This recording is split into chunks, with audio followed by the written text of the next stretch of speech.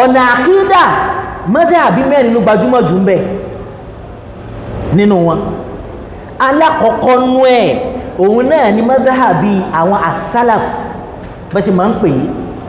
madhabi salaf yìí kí la mìíní pẹ̀lú ẹ̀. alina man yahdihillahu fala mudilla lahu wa man yudlil fala hadiya lahu. وأشهد أن لا إله إلا الله وحده لا شريك له وأشهد أن سيدنا ونبينا وأشرفنا محمدا عبده ورسوله أما بعد السلام عليكم ورحمة الله تعالى وبركاته أدعوكم الله سبحانه وتعالى ọba wa ọba rẹ̀ tí ó kádàrá wípé ká tún wà nínú àwọn mùsùlùmí títí di ọjọ́ ìní. ọlọ́run ọba Allah subhanahu wa ta'ala ọba àánú ọba àkẹ́ ọba ẹ̀gẹ̀ tó kádàrá wípé ká sì tún máa bẹ láyé. ọlọ́run ọba Allah subhanahu wa ta'ala tó ṣàánú wa tó tún ní ká wà nínú àwọn tí wọ́n jọ máa lẹ́tọ̀ọ́ àti máa kírun lásìkò rẹ̀ ní jama. ó tún wá kàwá kúnnú àwọn ìjọ alùbáríkà tí wọ́n jọ kí salatul maghrib ní jama ní àsìkò yìí. alhamdulillahi rabbil alamin. gẹ́gẹ́ bí tí a ń ṣe àgbéyẹ̀wò ní ìjẹ́jọ́ pẹ̀lú tírà al-imam an-nawawi riyadus salihin min kalami sayyidil mursalin. tírà Imamu Nawawi tá ṣàlàyé ẹ̀ fúnra wa tá bẹ̀rẹ̀ sí discourse ẹ̀ níjẹ̀ẹ́jọ́. asọ́n tó pọ̀ fúnra wa táwa náà bá gbàgbé nípa ta ní jẹ́ al-Imamu Nawawi, bá ṣe bí ọmọ ìlú oní, báwo ló ṣe ṣe ìgbésí ayé ẹ̀, irú skills wo lọ́lọ́wọ́n ọba Allah subhanahu wa ta'ala yọ̀ǹda fún, ta ní gan kí ni ipò rẹ̀ nínú Islam. al-Imamu Nawawi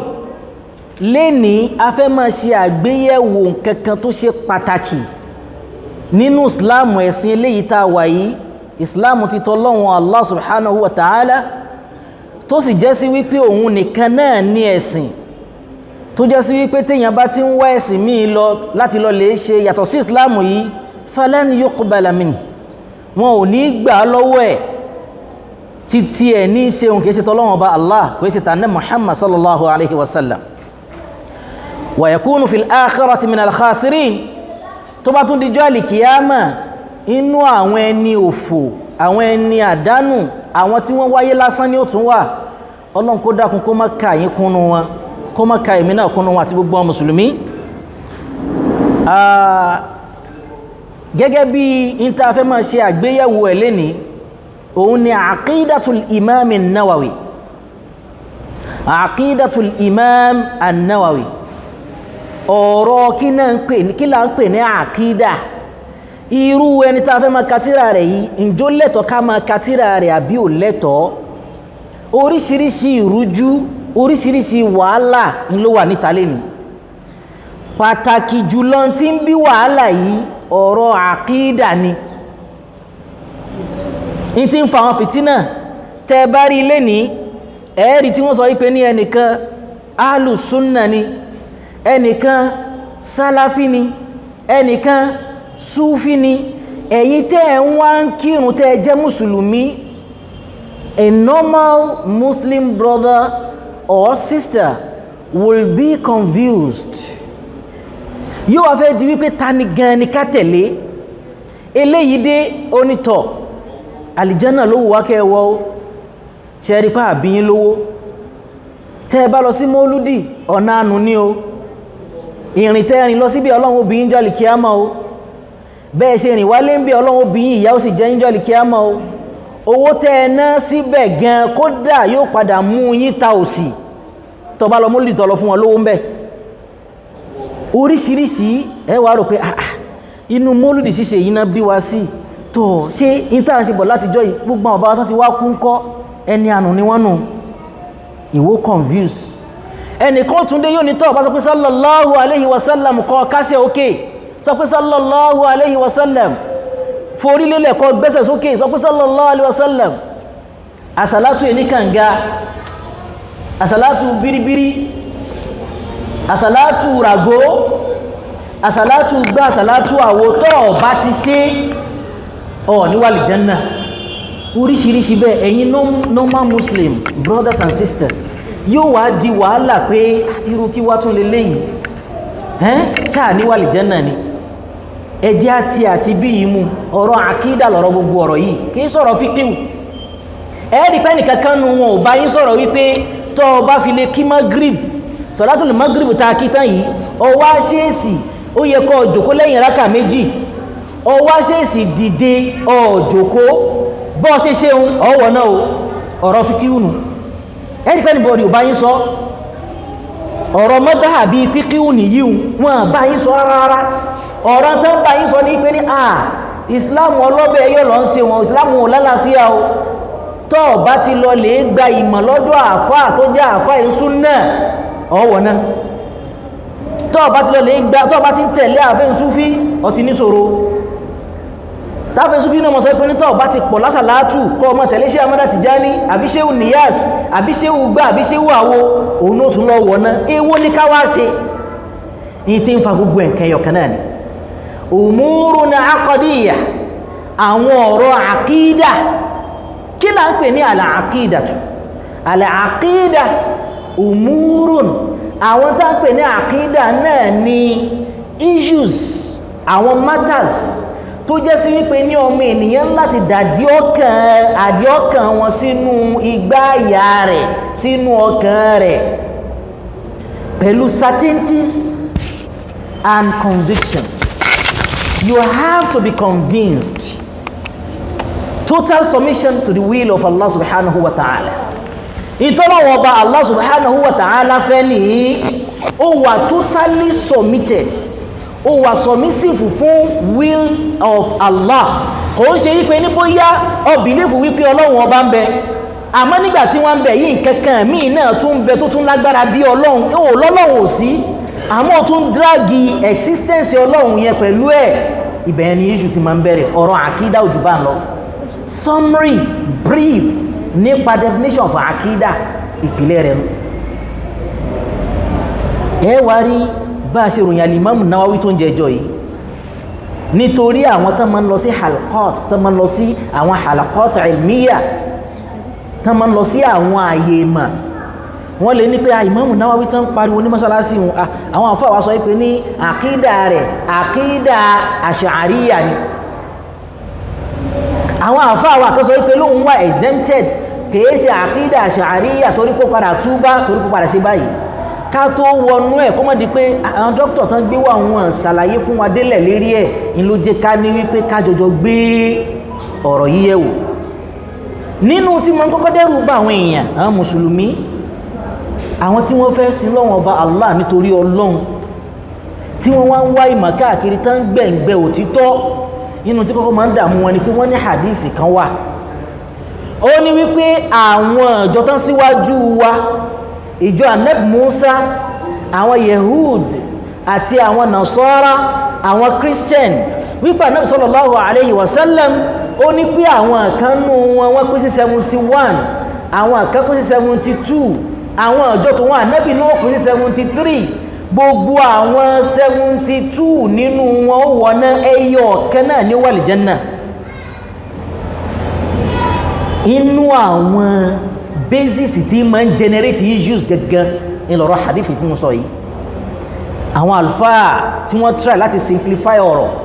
àwọn kan lọ wọ́n bọ̀ wọ́n ní hadithi yóò lẹ́sẹ̀ ńlẹ̀, àwọn kan sì takú wọ́n ní hadithi tó lẹ́sẹ̀ ńlẹ̀ ni. Eléyìí sọ̀rọ̀ tí ẹ̀ lọ báyìí dì bán, eléyìí sọ̀rọ̀ tí ẹ̀ lọ báyìí dà bán. Èwo ni ká tẹ̀lé? Alákọ̀ọ́kọ́ mú ẹ̀rí wá, ẹlẹ́kejì náà kó ọ̀pọ̀lọpọ̀ ẹ̀rí kalẹ̀. A verify àwọn ẹ̀rí yìí, a rí tí ò lẹ́sẹ̀ ńlẹ̀nu tẹ́lẹ̀ yìí mú wá, a rí tí ò lẹ́sẹ̀ ńlẹ̀nu tẹ́lẹ̀ yìí mú wá, a rí tó lẹ́sẹ̀ ńlẹ̀nu tẹ́lẹ̀ yìí mú wá, a tó pàdé tó lẹ́sẹ̀ ńlẹ̀nu tẹ́lẹ̀ yìí náà mú wá, ọ̀nà táà fi ní confuse wá dá. In ló fi ṣe kókó, my dear brothers and sisters, àdúrà tá Nabi sallallahu alayhi wa sallama tó fi kalẹ̀ kéèyàn ó máa ṣe, Allahumma hdina fima ikhtalafa fihi min al-haqqi bi'idhnik ọlọ́run dákun mọ́sá fi mí mọ̀nà ìyapa ẹnu àti confusion yìí ti pọ̀ jù láyé tá à ń gbélé ní ọlọ́run dákun mọ́sá fi mí mọ̀nà yẹn gbọ́dọ̀ máa wí lórí sùjúd ó gbọ́dọ̀ máa wí lórí àdúà èyí tó jó òdodo tí wọ́n ọlọ́run ọba fẹ́ jù dákun wọ́n ọlọ́run fi mí mọ̀nà lọ́bẹ̀ Allahumma arina al-haqqa haqqan àdúà tó dáa púpọ̀ ni ọlọ́run dákun fún òdodo mọ̀ mí warzuqna ittiba'ah wà á ràn mí lọ́wọ́ láti lè tẹ̀lé òdodo wà á rìn nàlì bátìlà fi rọ́hàn wá nírọ́ jí àmọ́rọ́ nírọ́ ọlọ́run warzuqna ijtinaba wà á dákun mọ́sà kún wa lórí ẹ̀ jẹ́ à lè rọ́jú jìnà sírọ́ nítorí pé nígbà míì àáfàá téèyàn fẹ́ràn èèyàn máa ń fẹ́ràn àáfàá rẹ̀ púpọ̀ bóyá mùkádàmù rẹ̀ ni ó ti wá fẹ́ràn rẹ̀ kọjá òdodo ọ wà ní pé ní ha èyí tá àfáà tó ń sọ wọn bá láàká ìmú tètèlé ìlọ́bí ìtì ẹ̀ mọ́ èyí tá àfáà mọ́sálásí ìbẹ̀ wọ́n sì ń sọ òun náà là ń gbọ́ káàkiri kódà tún gbọ́ níbi tí èsì Nàìjíríà lẹ́nu àti èsì kan náà òun ló jọ òdodo ọ̀rọ̀ òun sì ló bá láàká ìmú jù a máa lè fi ṣe wálẹ̀ wa shaykhuka ala al-batil àfáà rẹ̀ yìí sì ní orí irọ́ ló wà a kì í fẹ́ràn ènìyàn ju òdodo lọ in tó gbọdọ̀ wà níwájú wa bí náà ìṣe wọn wájú mi yí àkọ́kọ́ òun ni Allah mẹ́sẹ̀jì rẹ̀ ò lè dọ́dọ̀ rẹ̀ torí kò lè bá ọ sọ̀rọ̀ directly àfi through Ànábì Muhammad ìtumọ̀ ibi tí súnnà ti pàtàkì mú ọ wà máa tẹ̀lé súnnà ọ fi máa rí náà rí ibi tán lọ́wọ́ bá Allah fi kọ́ rí ní kúkúrú ọ̀rọ̀ hadithi yìí jama kọ́lá dínjọ́ alìkìyàmà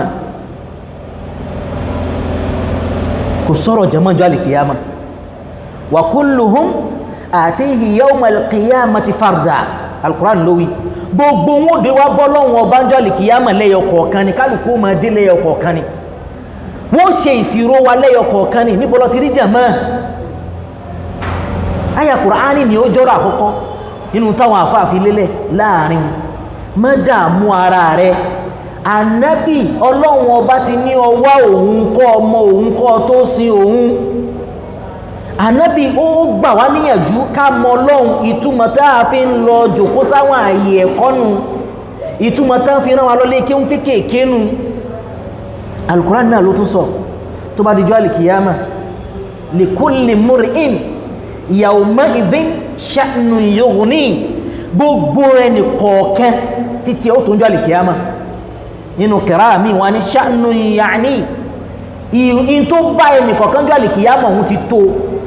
kò lè rí náà rí ẹlòmíì pé ìjọ kan lẹ́ni kankan àwọn alájí wa náà ń lọ yìí mágàjí àdúgbò wa ní kò síjọ́ alìkìyàmà kódà èèyàn ò ní rójú tu ìyàwó ẹ̀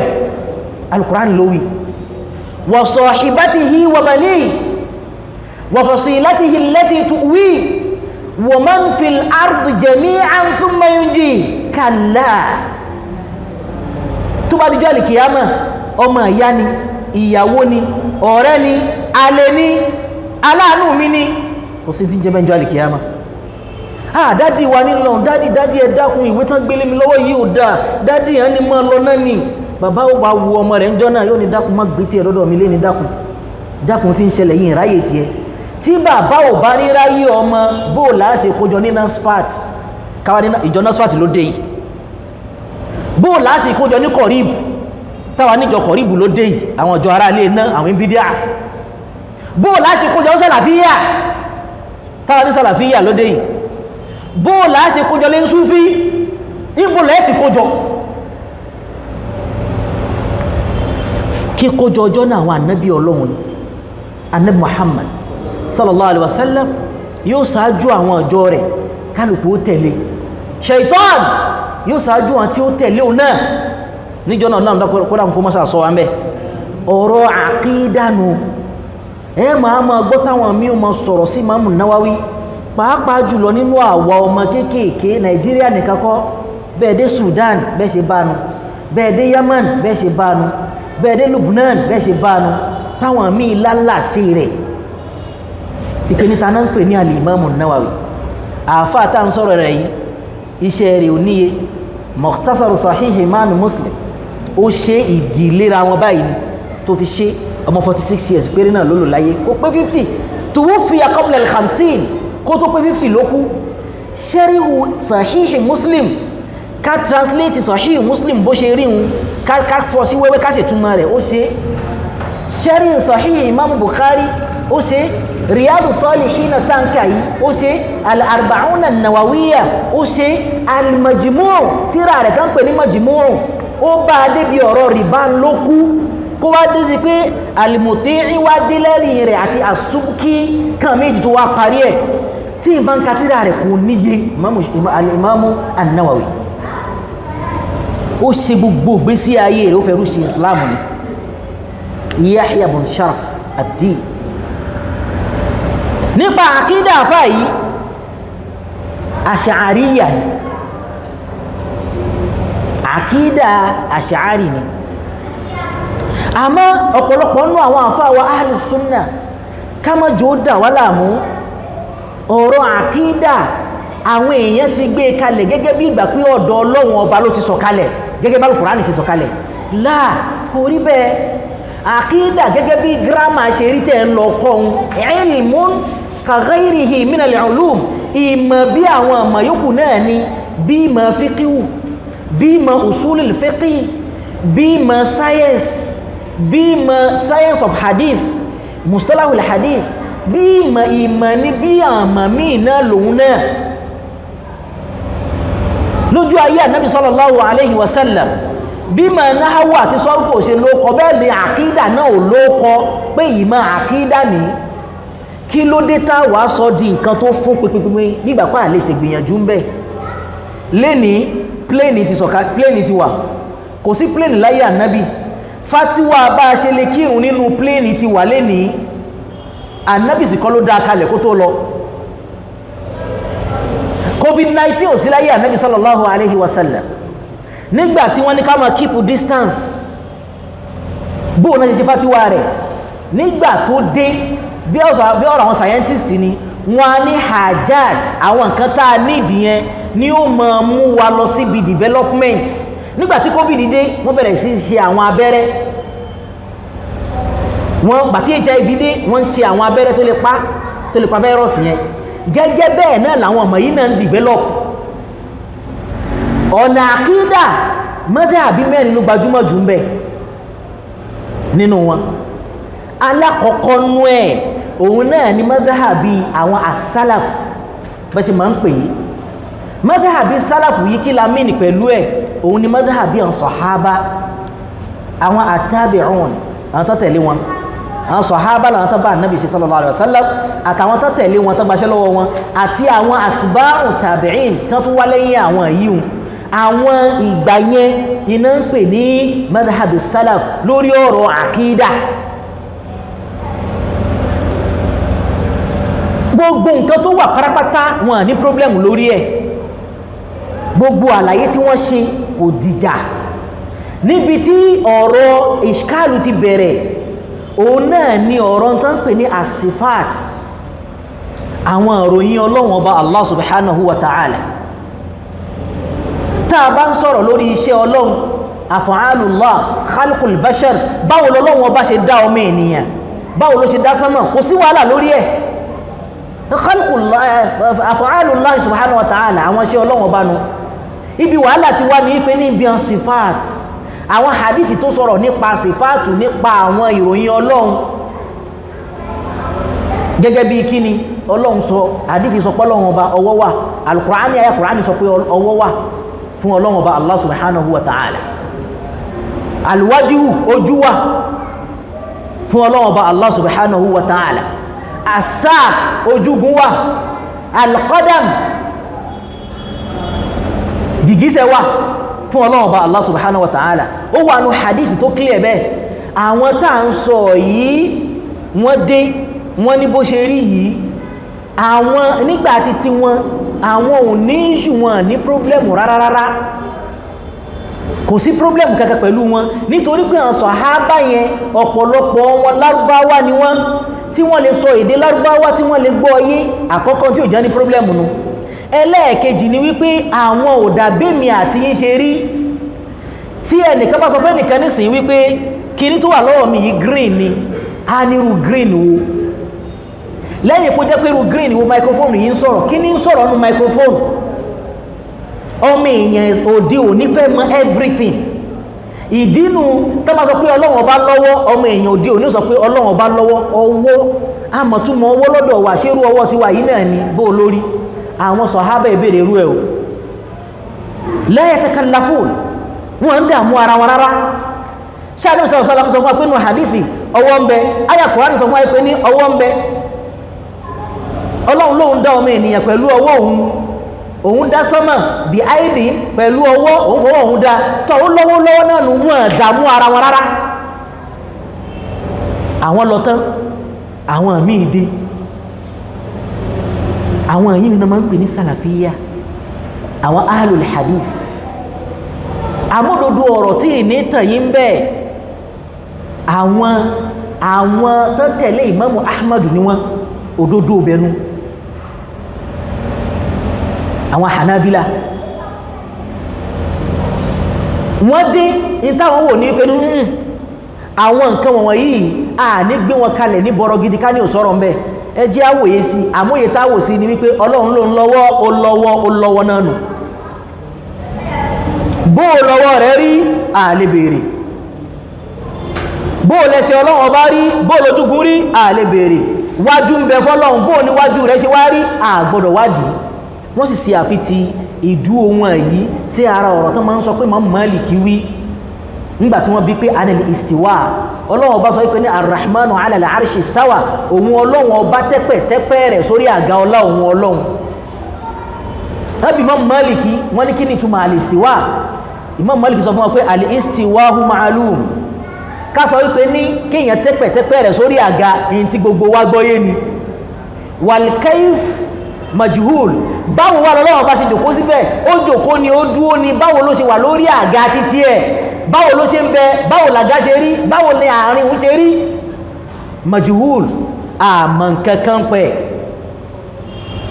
wal imanu bihi wajib káwá gbàgbọ́ dandan ni tòun ti bí ò ṣe yé wa wọn wasu'alu anhu ká tún máa béèrè káàkiri pé àfá ẹ̀dàkùn bò wá ní tí ń jẹ́ báyìí ṣe rí bídà àdádálẹ̀ ni ó lè mú ìyàwó náà bòmí wọn ní kúfùr Imam Málíkì ní ìwọ eléyè ní fìtínà ní akhrijuhu anni ẹ mú jáde kó lọ́dọ̀ mi àwọn ànú mọ́sálásí tí ń ṣe fátíwá ní ẹ lé jáde àwọn ní má wádìí ọwọ́ Ọlọ́run má wádìí ojú Ọlọ́run sọ wípé ní asma'u wa ara mo ma ń gbọ́ mo ma ń rí ojú walitusna ala aini ojú èmi Ọlọ́run ọba à ń wò ọ́ Ọlọ́run fi ilẹ̀ pòun lójú ojú tó lóhun ní náà ní jẹ́ ojú báwo ló ṣe rí nìkan la lè mọ̀ ibi táwọn dúró sínú àwọn yìí náà wá takú wípé gbogbo ẹni tó bá ti wá lè sọ nǹkan mí yàtọ̀ sí eléyìí kèfèrí ni ilẹ̀ fi máa ń rí tẹ́ bá rí tẹ́nìkan bá dé tó bá yẹ̀sẹ̀ bẹ̀rẹ̀ dáwà tó bá ní alùsùnà sàlàfíyà alùsùnà tó bá yá tó bá kọ́ ọmọ kan kéwú tọmọ ń bá tún yá bóyá òun padà dàgbà ní sọ̀sáyẹ́tì Ọlọ́run bá fún ní yọ̀ǹda ìjọba bẹ̀rẹ̀ sí mọ̀ ìjọba ń pè dá sọ́rọ̀ ó wá ń lẹ̀ díẹ̀ nínú wáàsí rẹ̀ ọmọ tó kọ́ òun ló kọ́ ọmọ òun bẹ̀rẹ̀ sí pé ń kèfèrí ń ṣe àìmọye dókítọ̀ nínú àwọn aṣíwájú wa lénìí ń ṣe àìmọye pòfẹ́sọ̀ nínú àwọn aṣíwájú wa lénìí ń ṣe àìmọye àwọn àfáà lálálálá ìtí ń dá wàhálà lẹ́nu waja'a min ba'di ha'ula Ali al-Imam Ali al-Ash'ari Abu Musa al-Ash'ari ń ló bá dé lẹ́yìn àwọn eléyìí òun ní kò sáburú ń bẹ Ash-Shafi'i ẹgbẹ́ tún kọ̀rẹ́tì kankan bẹ̀ lọ́pọ̀lọpọ̀ àwọn ọlọ́mọ kéwú àtàwátà wà ń bíbà yìí tẹ́lú ìbá ń sọ̀rọ̀ yóò ní madhabi tiwa madhabi Maliki ni Ash'ari ni wá bí ìgbà pé gbogbo ẹni tí bá ti tẹ̀lé madhabi Imamu Maliki ìlógbọ́rọ̀ náà máa ń jẹ́ Ash'ari bẹ́ẹ̀ kọ́ lórí Abu Musa al-Ash'ari tá ń sọ̀rọ̀ rẹ̀ yìí Shafi'i ni kìí ṣe Maliki ọ̀pọ̀lọpọ̀ àwọn àṣàhábù rẹ̀ tí wọ́n wà lójú ọ̀nà madhabi yìí tó wà lójú ọ̀nà yìí nínú ọ̀nà àkídà yìí ọ̀pọ̀lọpọ̀ wọn Shafi'iyya ni wọ́n Malikiyya náà bẹ́nu wọn nígbà tó mú dé ó ní ẹmọ́jọ́rọ̀ yìí ó dìjà ẹjí àwòye sí àwa ò ní sọ wípé ní Ọlọ́run ọba Allah subhanahu wa ta'ala lọ́wọ́ a mọ̀ sí àfi ti ọwọ́ sí ara agbára a mọ̀ sí àfitì ojú sí ara tó bá súnmọ́ ká sọ pé ọlọ́run ọba lọ́wọ́ a ti ń sọ ọlọ́run ọba di bí èèyàn nu a sì gbọ́dọ̀ sọ pé ọlọ́run ọjọ́ nkankan laysa kamithlihi shay ó ti sọ ní Al-Qur'ani pé nkankan ọjọ́ òun wa huwa as-sami'ul basir kò sí tó jù wọn ọlọ́run ọba ò tó kò sí tó wọn ọlọ́run ọba yìí gbọ́ kò sí tó wọn ọlọ́run ọba yìí rí ibi tíjà ti bẹ̀rẹ̀ sí bẹ̀rẹ̀ ni òun wá dé ó sọ ọ̀rọ̀ yìí kalẹ̀ báyìí ń làwọn ẹni àkọ́kọ́ ń sọ pé láà kò lè rí bẹ́ẹ̀ gbogbo ẹni ẹ̀rí àgbàfà lẹ́ni tó já àgbàfà nínú àwọn àfà tó já àgbàfà lẹ́ni nílẹ̀ Saudiya ẹnìkan pè wọlé ó wá bí onítọ̀ òun fẹ́ bí wọ́n pa àkídà àṣàríyà ni irú àkídà wo ni ó ní kóhun tó lè dá ọlọ́run irú àkídà wo lọ ń tẹ̀lé ṣàṣàárí ni ó ní bẹ́ẹ̀ ni àṣàárí lòun ó ní àkídà tó ń tẹ̀lé yìí ló burú jáì jù ní gbogbo àkídà nǹkan burúkú ni tí ń ṣe ọ yìí èyí tó ń ṣe yìí ló burú jáì jù nínú iṣẹ́ wọ́n bẹ̀rẹ̀ sí búra wọn lórí fóònù látara wípé àwọn tó tẹ̀lé Imam Ahmad àti àwọn tá a kọ́kọ́ sọ̀rọ̀ wọn yìí àwọn náà nú rọ́tọ́ máa ń pamọ́ wọn a ní wípé ní wọ́n ń jà sámọ́ ọlọ́run wọ́n sọ ọlọ́run di bí abara wọ́n dẹ̀ ṣàlàyé ọ̀rọ̀ wọn ó clear wọ́n láwọn ò pé ọlọ́run bí abara o àwọn ò lọ́wọ́ ọlọ́run lọ́wọ́ ń gbọ́tọ̀ pé òun lọ́wọ́ agbọ́dọ̀ ṣe ìkàràrù ọwọ́ fún kágbà kó ní ọwọ́ bó ṣe lóhun ní o bọ́wọ́ rẹ̀ ṣe rí kòjọ́ tọ́mọ èèyàn kòjọ́ tàlìjẹ̀nú àmọ́wọ́ náà ni kò lókọ̀ mí tó bá ti wá pé lókọ̀ mí ó di kèfèrí gbogbo wàhálà tẹ́ rí ń parapata ọ̀rọ̀ àkídà ní dalẹ̀ gbogbo wàhálà tẹ́ ń gbọ́n bẹ́ẹ̀ ṣe ń gbọ́ káàkiri kí ló dé táwọn àfáà ń jà ẹ̀yẹn Facebook yìí ṣe rí nílẹ̀ Yorùbá àwọn tí wọ́n fa wàhálà ń sin wọn àmọ́ sọ́ọ̀sì ẹ o tó rọ́pọ̀lọpọ̀ kéwú wọ́n kàn rí l'avenue ilẹ̀ àwọn kàn take opportunity yẹn ni àmọ́ sí rí ibẹ̀ ẹni ọ̀rọ̀ àkídà nípìnlẹ̀ gbogbo ẹ̀ àtọ̀rọ̀ politics ọ̀rọ̀ àkídà tọ́rọ̀ politics wá padà sáwọ àwọn abẹ́ kò sí nǹkankan mi torí wọ́n gbà wípé ọ̀rọ̀ àkídà tí ò bá ti dúró dáadáa nú ọkàn bóò ní Islam rẹ̀ sí fẹ́ dúró dáadáa nǹkan mẹ́fà gẹ́gẹ́ bí mùmìní tó bá ti ní pẹ̀lú ògo Ọlọ́run ó wà lí Jánnà pẹ̀lú kó máa ṣe nǹkan márùn gbogbo wa la mọ̀ arkanul iman an tu'mina billah wa malaikatihi wa kutubihi wa rusulihi wal yawmil akhir wa an tu'mina bil qadar tí mùmìní bá ti ní mẹ́fẹ̀ẹ̀fà yìí tí mo kàálẹ̀ yìí wa an yaf'ala khamsata ashiya kó sì máa ṣe nǹkan márùn tí wala hayati tí ó fi kú alákọ̀ọ́kọ́ kó ní ṣahádàtà an la ilaha illallah wa anna muhammadu rasulullah wa an yuqima as-salah ìrúnlẹ̀ kítan yìí káwá nítorí wípé ní ẹnìkan nú yín ó gbàwẹ̀ Thursday àbí ó gbàwẹ̀ Monday àbí onírùngbọ̀n àbí oníṣòkòtò tó fà sókè bí tèmi yìí àbí ò ṣe gbá àbí ò sàwọ́ ó ti dọ̀mọ̀ náà láà kálà wàláhì kò rí bẹ́ẹ̀ kò sí tó dábí kí yẹ tẹ̀lé súnnà Nabi sallallahu alaihi wasallam èyí tẹ́ẹ̀sẹ̀ èyí súnnà Nabi sallallahu alaihi wasallam ni ẹ̀yin ọkùnrin lẹ́wọ́n mọ́sálásí wá kírùn yìí Annabi sallallahu alaihi wasallam ló fi yé wa pé báyìí ló ṣe rí òun náà lẹ fẹ́ràn tẹ̀lé débẹ̀ kí ní súfí wá sọ pé bàtàwọn pé sí stadium ń jò ní nígbàtọ̀ tí wá bí mọ́lúdì látàlẹ́ dàárọ̀ àbọ̀ wábẹ̀ lọ́sàn-án ọ̀ fẹ́ràn Nábì ẹni tí ó bá sì fẹ́ràn Nábì ó wọ́ná láà kálà àsọlé ọ̀rọ̀ àsọjù ọ̀rọ̀ ni òun tó ẹni tó lọ sí mọ́lúdì tó lọ dẹ́sẹ̀ ń bẹ̀ ńkọ́ ẹni tó ká ṣòkòtò sókè àbí ó ń sọ pé alùsúnnà ní mí ní tìtorí nǹkan ayé ńkọ́ sọ́lọ́ ó gbà lọ́wọ́ ẹ̀ àbí nítorí kárí mi sọ́lọ́ ó gbà lọ́wọ́ ẹ̀ ẹni tó bá ti ní àríkánul ìmánì mẹ́fẹ̀ẹ̀fà tó gbà pọ́lọ́ tó dẹ̀ mójútó àríkánul Islam márààrún lẹ́yìn ìgbà tó mọ̀ pọ́lọ́ ọba ẹyọ kan ni tí ó sì ń ṣe ẹbọ ń kọ̀rọ̀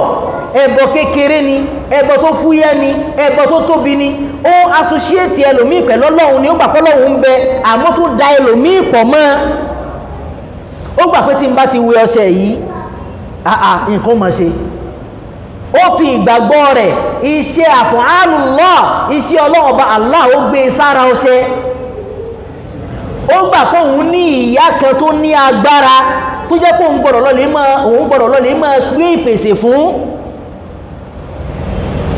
òun ò gbà pé Ọlọ́run Ọba làá máa ń pèsè àdúrà fún tá a máa fi ń wójú àánú rẹ̀ mọ́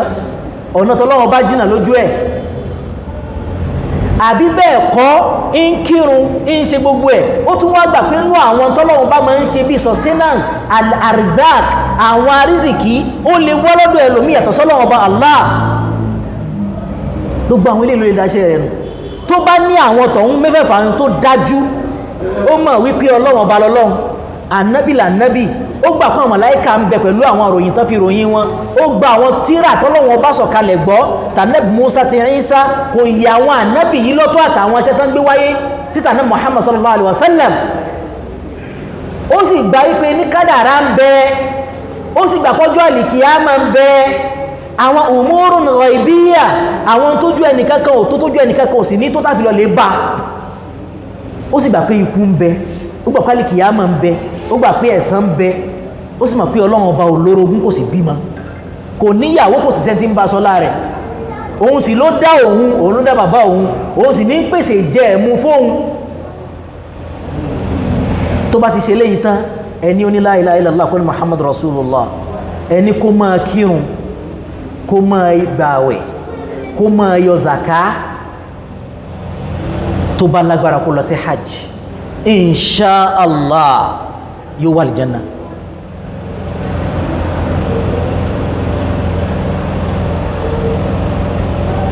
tó bá jìnà sí àwọn ẹ̀ṣẹ̀ tó tóbi ó wà ní ẹ̀ tí ń ṣẹ̀ṣẹ̀ ńláńlá tó bá díwájú Ọlọ́run ẹlòmí kọ́kọ́ wọná tó bá kú òníná àwọn mí kọ́kọ́ bẹ láàrin iná sálì jẹ́nà ọlọ́pàá kó wọn sálì jẹ́nà ẹlòmí kọ́kọ́ wọná tọ́lọ́run padà foríjì tí wà lì jẹ́nà ẹlòmí ò gbé ẹ̀ṣẹ̀ dọ́dọ̀ Ọlọ́run àìmọye àwọn iṣẹ́ mi ń bẹ́nà mùkàfíràtì dùnú tí ó ṣe tọ́lọ́run kó fi parẹ́ fún ẹlòmí sì ní in tó fojú rẹ́ náà jù ní ògbé wọná gbogbo ẹ̀sìn ni ó ṣe àmọ́ kọ́dáfà hádà yóò mọ̀ sọ̀rọ̀ mọ́mù lẹ́yìn yóò mọ̀ sọ̀rọ̀ làdáni láìdá yóò mọ̀ sọ̀rọ̀ àwọn jàmá mọ́sálásí láìdá àwọn àbúrò rẹ̀ ò là níbi ẹnu rẹ̀ yóò mọ̀ fẹnu ságí àwọn èèyàn yóò mọ̀ sọ̀rọ̀ ẹ̀yìn yóò mọ̀ sọ̀rọ̀ ọ̀bàjẹ́ in tí ò rí tójú rẹ̀ ò tó yóò mọ̀ wí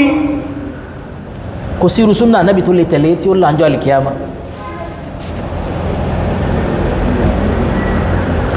gbogbo àwọn nǹkan wọ̀nyí tí èèyàn bá ti ní à ń exaggerate àwọn nǹkan ju bí wọ́n ṣe rí lọ ìní fi ń fa wàhálà fún wa a dẹ̀ ń wádìí àwọn nǹkan ju bó ṣe rí lọ ìní ń dá wàhálà lẹ̀ eléyìí tí yóò jẹ́ ìtọ́lọ́wọ́ bọ́ fi ran èmi àti ọlọ́wọ́ jù tí yóò mú kí nǹkan ó rọrùn fún wa jù òun ni wípé ní kéèyàn ṣe ìkìrárùn tọ́lọ́wọ́ bá aqarra li nafsihi ọlọ́wọ́ bá sọ wípé ní òun bẹ ọlọ́run ọba ń sọ pé òun ṣe àwọn iṣẹ́ kan pẹ̀lú ọwọ́ òun ọlọ́run ọba sọ pé lóhun ọba òun ọlọ́run ọba Allah subhanahu wa ta'ala lójú kí ni ìwọ fẹ́ mọ bójú ọlọ́run ọba ṣe rí sí ṣọ́ lè rí ni ọ̀ lè rí in tó fi mú ọgbà kulliyan ijmalan ọgbà wípé lọ́lọ́run ọba ń bẹ kí ni tó jẹ́ sí wípé ní nǹkan kan tó jẹ́ sí wípé ní ojú òwádìí wàhálà fún gbàtọ̀ gbogbo nǹkan bẹ ọwọ́ wọ́n pàtì kan nínú nǹkan náà òun lọ wá ń dàmú sí nígbàtí bí lè ṣe tó yọ gbàgbé mọ́sálásí ni ọwọ́ ń sọ pé kí ló dé tí a gbé òpó síbi ìta àgbé síbi kan kò yẹ kó lè sí òpó ń bẹ̀ náà bóòlù kó ṣe rí jiyàn mọ́sálásí mọ́ òpó lọ ń jiyàn sọ ti gbàpọ́ lọ́wọ́ bá Allah ṣe ń bẹ sọ wípé lọ́ọ̀ gbà bí ń ṣe ń bẹ ní gẹ́gẹ́ bó ṣe mọ̀ Ànábì ní tó bá di thuluthul akhir min al-layl last part of the night ọlọ́ọ̀bá Allah subhanahu wa ta'ala ó sọ̀kalẹ̀ sí sánmà ayé yóò máa retí ta ní ó pè òun kóhun lè fún ní tí bá fẹ́ on spot instantly báwo lọ́wọ́ bá ṣe ń sọ̀kalẹ̀ instead kí wọ́n take opportunity àsìkò yẹn kọ́ ọmọ bẹ lọ́hun bọ́lọ́hun ṣe ń sọ̀kalẹ̀ lọ́n wá ìntẹ́yìn ò lè bá ní wọ́n wá wọ́n wé sí táìmù rẹ ní kò kọ́ ṣọ́lọ́hun lójú ọlọ́run ọba lójú ẹni tó gbà pọ́lọ́run ọba lójú ìwọ sí àwọn àṣáírà ti tiẹ̀ àwọn tó jẹ́ pé nítọ̀ bá ti gbà pé Ọlọ́run bá lójú tí wọ́n pè wọ́n kèfèrí àwọn làwọn tá ń pera wọn sàlàfíyà èní nígbà tó bá yìí ti gbà ọ́ ní problem pẹ̀lú wọn khalas ó ti sẹ́tù tó pọ̀ ó sẹ́tù múṣkílà táwọn ó dálẹ̀ látara rẹ tẹ́jọ máa fà ó dẹ̀ sẹ́tù múṣkílà àwọn tí wọ́n ní pọ̀fà wàhálà tẹ́lẹ̀tẹ́lẹ̀ and besides bẹ́ẹ̀ náà sì lórí ìmánì rẹ ti dúró àkídà rẹ ti dúró a nídi ká dààmú ara wa ń bí àwọn kan yìí Abu Musa al-Ash'ari ẹ ma gbọ́ lọ́pọ̀lọpọ̀ ọ̀rọ̀ tí wọ́n padà sọ fún yín pé ní bó ṣe rí un ó padà wá túbá kó tó kú ó padà bóde kú nú àwọn nǹkan yìí látara wípé àwọn ẹni yìí aṣáájú ni wọ́n nínú Islam wọ́n dẹ̀ ní orípa nínú àwọn nǹkan tó jẹ́ pé gbogbo àwa tá a pín lénìí tá a pín ra wa yẹ́lẹ̀yẹ́lẹ̀ yìí bí Ash'ari ṣe ń lo ọ̀rọ̀ wọn bẹ́ẹ̀ ni Salafi ń lo ọ̀rọ̀ wọn bẹ́ẹ̀ ni Maturidi ń lo ọ̀rọ̀ wọn àti àwọn míì nínú àwọn gúrùpù àwọn sẹ́kìtì wọ̀nyí tán jẹ́ ní wàhálà àkídà àwọn al-mutakallimun kódà àwọn Muslim philosophers àwọn Muslim thinkers àwọn tí wọ́n ń ṣiṣẹ́ nípa Islamic thought and civilizations gbogbo wọn pátápátá ni wọ́n ní tí wọ́n mú lára àwọn ẹni yìí wọ́n ọ̀dẹ̀ bẹ́ẹ̀ pé wọ́n kèfèrí kálukú wa máa try àti máa wọ́ wọn lọ sí ọ̀dọ̀ wọn ọ̀rọ̀ kan bẹ tí àwọn àfáà tí wọ́n fẹ́ pé Abul Hasan al-Nawawi Yahya ibn Sharafuddin al-Nawawi al-Shafi'i àwọn tí wọ́n fẹ́ pé àfáà yẹn nínú àfáà Salafiyya òdi òní tí wọ́n fẹ́ pé ní Ash'ari wọ́n máa ń sọ̀rọ̀ kan wọ́n ní láìsà Ash'ariyya a lè pé ní ẹgbẹ́ wà nù àkídà Ash'ira a lè ní tí ń ṣe nù walakin fihi Ash'ariyya àmọ́ ìwà Ash'ira ń bẹ lára rẹ̀ ọ̀rọ̀ Ash'ira ń bẹ lẹ́nu rẹ̀ iṣẹ́ Ash'ira ń bẹ nù àwọn tá a bá tó kọkalẹ̀ kí ni túmọ̀ rẹ̀ a máa lè pé wípé ló bìlọ́ǹgì sínú àwọn gúrùpù yẹn a máa ka àwọn kankan tó sọ ọ́lẹ̀ tó jẹ́ pé àwọn kinní yẹn ń rí fáà sí àwọn kan wọ̀nyí wọ́n mú un lọ́nà tó pọ̀ pàápàá nínú tírà rẹ̀ Sharh al-Imam Muslim iná ó pọ̀ nù tó fi mú àfáà wa yìí àti nínú tírà rẹ̀ al-Majmu' wọ́n mú láwọn àìmọye ọ̀nà Qadi ibn Iyad Abul Fadl Qadi ibn Iyad nínú àwọn àfáà tán wáyé síwájú rẹ̀ ó wà ní ọ̀pọ̀lọpọ̀ àwọn nǹkan tí wọ́n ń fi connection àárín àwọn méjèèjì tí wọ́n fi ń takora wọn tí wọ́n fi mú nínú tí al-Imam an-Nawawi máa ń sábà sọ lọ́rọ̀ tó bá fẹ́ sọ̀rọ̀ yóò ní wa qala ashabuna àwọn èèyàn wá sọ wípé àwọn ọ̀rẹ́ wá sọ wípé gẹ́gẹ́ bí Kánú sallallahu alaihi wasallam kó máa sọ̀rọ̀ kó wá ní antum asahabi ẹ̀yin ni sahabe mi àbíká nẹ́bí ma rí fáàsì kó wá sọ pé ní asahabi àwọn ọ̀rẹ́ mi asahaba mi òun náà wà ní wa qala ashabuna àwọn èèyàn wa àwọn ọ̀rẹ́ wa ní wípé wọ́n láwọn tí ń rí fáàsì ń bẹ̀yẹn àwọn àfá àṣáyìrà ní as-sadatul ash'ariyya aw al-ash'ira àwọn àfá àṣáyìrà tí wọ́n wá bí fọ́ rẹ̀ wọ́n láwọn ní rí fáàsì ó wà nù tó fi mú wípé ní ẹ má bà rárá rẹ̀ ẹ má yọkù ìpé ní kìí ṣe àṣàárí kìí ṣe alákìídà àṣàáríyà nínú ẹ̀ nígbàtá ń sọ̀rọ̀ nípa àtẹ̀fwid ká wá ọ̀nà láti ṣe ta'wil ká wá ọ̀nà láti lọ́rọ̀ ní bẹ́ẹ̀rẹ́ nígbàtá sọ wípé ní ọwọ́ ń bẹ ká tú ọwọ́ sí agbára nírú ẹ̀ òun náà ní àwọn míì ìgbà tí ń sọ̀rọ̀ àlè istiwa ó jẹ́ ẹnìkan tó simple nínú ọ̀nà tí ń gbà gbé ọ̀rọ̀ kalẹ̀ al-Imamu Nawawi ó simple yẹn sí simple rẹ̀ yẹn pọ̀ pípọ̀ tí bí ó ṣe simplicity rẹ̀ yẹn bó ṣe wá pọ̀ tóun ó jẹ́ kán lè mọ ti àtàrà bẹ̀ wọlé sí i lára èmi ò rí al-Imamu Nawawi ìrìn tó burú nínú àwọn nǹkan tó ṣe kalẹ̀ lẹ́yìn àwọn tá a sọ yẹn Abul Mansur al-Maturidi mo ní ọ̀nà mẹ́rin ló gbajúmọ̀ nù wọn àwọn sọ̀hábà àwọn hanabila àti àwọn àṣáírà àwọn hanabila tá ń pè ní alul hadith tá ń pè ní salafiyya lẹ́ni àwọn tó tẹ̀lé Imam Ahmad bin Hanbal rahimahullahu rahmatan wasi'a àti àwọn Ash'ariyya mẹ́ta báwọn Abul Fadl al-Mansur ó dé Abul Mansur al-Maturidi nígbà tó dé ridwanullahi ta'ala alayhi òun wòye sí nǹkankan ó ní wípé limadha lam nuhawwil al-ilma ila Allah kí ló dé tó yẹ́ sí pé ní ìmọ̀ta ń sọ wípé bí Imam Maliki wípé ní kí ni ìtumọ̀ ipé Ọlọ́run bá wà lórí àga ọlá rẹ̀ ó sì pẹ̀tẹ́pẹ̀rẹ̀ kí ni ìtumọ̀ pẹ̀tẹ́pẹ̀rẹ̀ tí Imam Maliki sọ wípé ní ṣó orí túmọ̀ pẹ̀tẹ́pẹ̀rẹ̀ kíyàn ó jòkó lórí àga ọlá ó yí ọ ó sì clear kò sí kọ́nu kọ́ ọmọ hadith ó yanjú àmọ́ báwo ló ṣe wá ṣe títí ẹ̀ báwo tọ́lọ́run ṣe rí kò jọ títí ẹ kò jọ tàlìjànú sì mọ́ wá díẹ̀ ìsìnmá bèèrè rẹ̀ bídíà ni jáde kó ń bí ẹni fìtínà ni ọ́ ó ní stéèdì tí mọ́ Málíkì fi sọ wípé ní ma'alum táwa mú ọ̀rọ̀ yẹn táwa náà ń lò láti jọ yẹn wípé ní ń tá a mọ̀ ní ọwọ́ ma'alum ń tá a mọ̀ lọ́wọ́ ẹsẹ̀ ń tá a mọ̀ ní ojú ń tá a mọ̀ ní ìdí tá a fi ń fi mímọ̀ tì sí ọ̀dọ̀ ara wa hùn a ṣe mọ́ sọ wípé ní Allahu a'lamu bihi ká mọ̀ láwàá mọ̀ mọ́ kama sọ wípé ní Allahu huwa a'lamu bi dhalik ìntọ́lọ́wọ́ bá wí ń bẹ̀rún òun ló yé àti Abul Mansur al-Maturidi àti Abu Musa al-Ash'ari àti àwọn Hanabila àti àwọn tí wọ́n síwájú wọn náà sahaba tabi'un atba'u tabi'in bi idhnillah pẹ̀lú ògo Ọlọ́run kulluhum najun gbogbo wọn pátápátá ni wọ́n là lọ́dọ̀ Ọlọ́run bí idhnillah nítorí wípé ní gbogbo everybody wọn ìgbìyànjú ni wọ́n ṣe àwọn tí wọ́n sọ wípé ní ẹ má fi nǹkankan yin Ọlọ́run ju tó fi yinra rẹ̀ lọ Ọlọ́run ní òun lọ́wọ́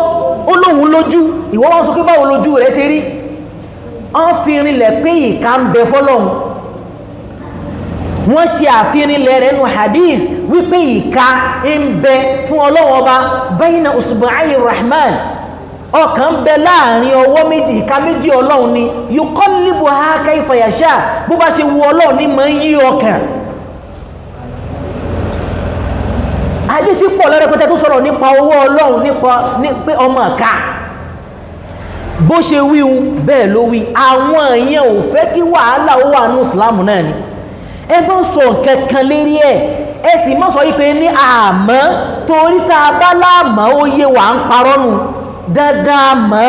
a sì gbọ́dọ̀ gbà pé bó ṣe rí nù ẹnu dé báwo títọ́ lọ́hun ṣe rí kò jọ títí àwa ọmọ èèyàn ìwọ tó bá ní egbé àbó lágbára àti rí egbére àbó lágbára àti rálìjànú àbó lágbára àti rí ìwìn tó wá rí pé ìka ẹyọkan làwọn ní àbí méjì àbí mẹ́ta àbí mẹ́jọ àbí ọgbọ̀n kò jọ tàlìjànú kò jọ ti gbére kò jọ ti wìn ìka tí ń bẹ lẹ́sẹ̀ ẹran méjì báyìí ni kò jọ ti tẹran tí ràkúnmí ó yà rárá Ọlọ́run ọba ẹṣin títí ẹ̀ ò yà rárá Ọlọ́run ọba ṣe pátákò náà máa ń pe títí ẹ̀ Ọlọ́run ò lá Allahu Akbar. There is no other creator like Allah. Ó dátọ́ mẹ́ ènìyàn, ó fi márùn sọ́wọ́, ó fi márùn sí ẹsẹ̀, tẹ́lòmí ó tún ní Zaid, yóò tún lọ́mọ lándínrín. Ó dá ti tẹran méjì ló ṣe, ó dá ti tajá bóyá mẹ́rin àbí nǹkankan ti tajá. Ó ṣe ti tẹ́ṣe kò lárárá, ó ṣe ti ràkúnmí bí méjì àbí nǹkankan báyìí títí ẹ̀ náà. Ó wá ṣe tẹnì kọ̀ọ̀kan lọ́tọ̀ọ̀tọ̀ kò sí ìtójọ títọ́ Ọlọ́run bá Allah subhanahu wa ta'ala ń bẹ títa wọn yíò náà ń bẹnu ẹ̀dá tó títa díẹ̀ mẹ́ta ẹyọ̀kan tún wà báyìí sẹ́yìn báyìí ìmí mítà díẹ̀ mí yóò adìẹ àkùkọ tún yọ ọ̀gàn gbogbo yíò náà àsọ́bìnrin ọmọ ọ̀ka náà ni ewu ló wà lójọtọ̀ Ọlọ́run bá Allah subhanahu wa ta'ala tó bá sọ wípé ní nafukhatu ruh ẹ̀mí tí ń ṣiṣẹ́ lára ọmọ èèyàn ìbọ́dọ̀ ọlọ́run ọba ló ti wá kí ló dé àwọn ní kírísítẹ́nì àsìmọ́ sọ wípé ní ọlọ́run ọba fẹ́ràn ọmọ ènìyàn títí títí ó dá ní àwòrán ara rẹ̀ kò sí ní tó jọ bẹ́ẹ̀ ní Islam kò sí nkẹ́kẹ́ míì tí àwòrán rẹ̀ lè dàbí àwòrán ọlọ́run àwọn àfáà yìí jiyàn títí wọ́n jiyàn débi wípé ní tó bá di jọ́ àlìkìyámà ànábì sọ wípé láàrín méje kó mọ̀ bẹ lábẹ́ bògì àlẹ́ àràṣí ọlọ́run lábẹ́ bògì ọlọ́run wọ́n ní sí bògì ọlọ́run gẹ́gẹ́gẹ́gẹ́ ní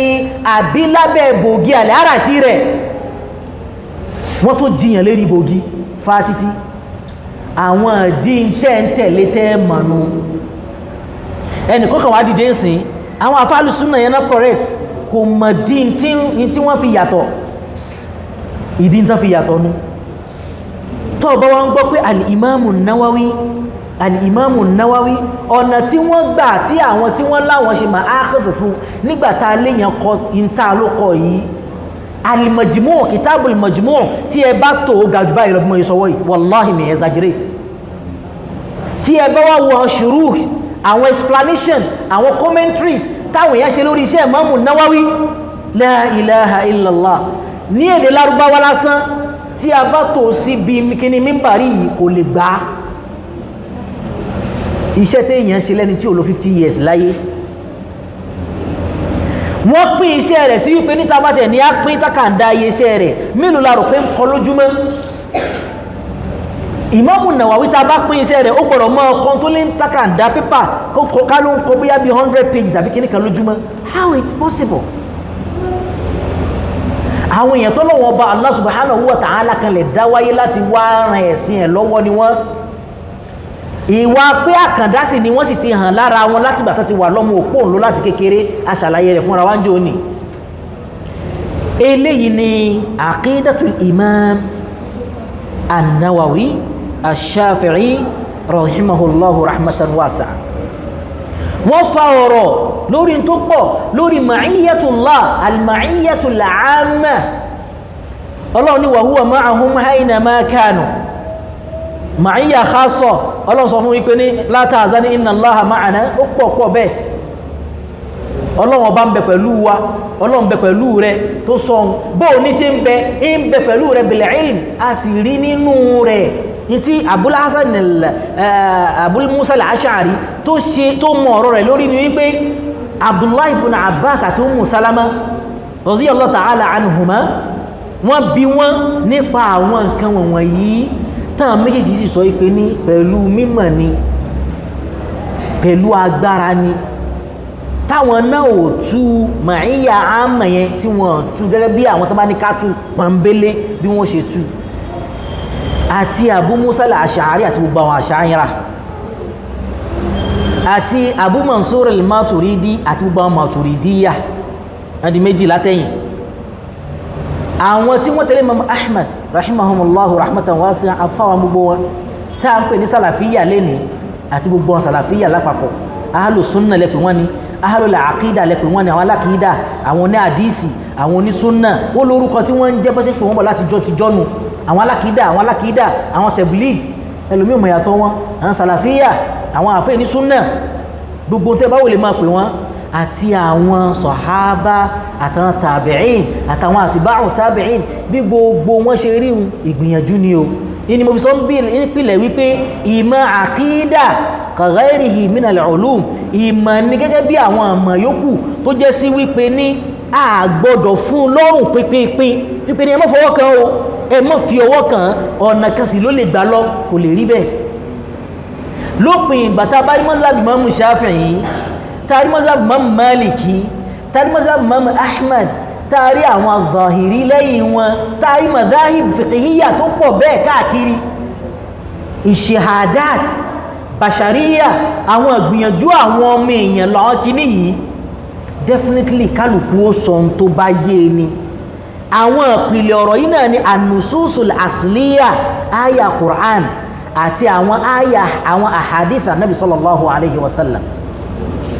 bí wọ́n ṣe rí nù gbogbo wa lórí àwọn àkídà tá wà yìí wọ́n tún sọ̀rọ̀ níbo lọ́lọ́run ọba wà ọlọ́run bẹ́ ń sánmọ̀ àdífì kan sọ bẹ́ẹ̀ sọ́lọ́run ọba wà gbogbo ayé ní oríṣiríṣi bẹ́ẹ̀ àgbàpọ́lọ́run ọba ń bẹ́ ń sánmọ̀ mùmí nígbọ̀rọ̀ pàpọ́lọ́run ọba ń bẹ́ ń sánmọ̀ àmọ́ ànípa tó bá sọ tó bá yàtọ̀ sí ní kèfèrí àáfin taarò kó tọ́ àáfin hàn wọ́n ni atọ́rọlọ́wọ́ ọlọ́run ọba Allah subhanahu wa ta'ala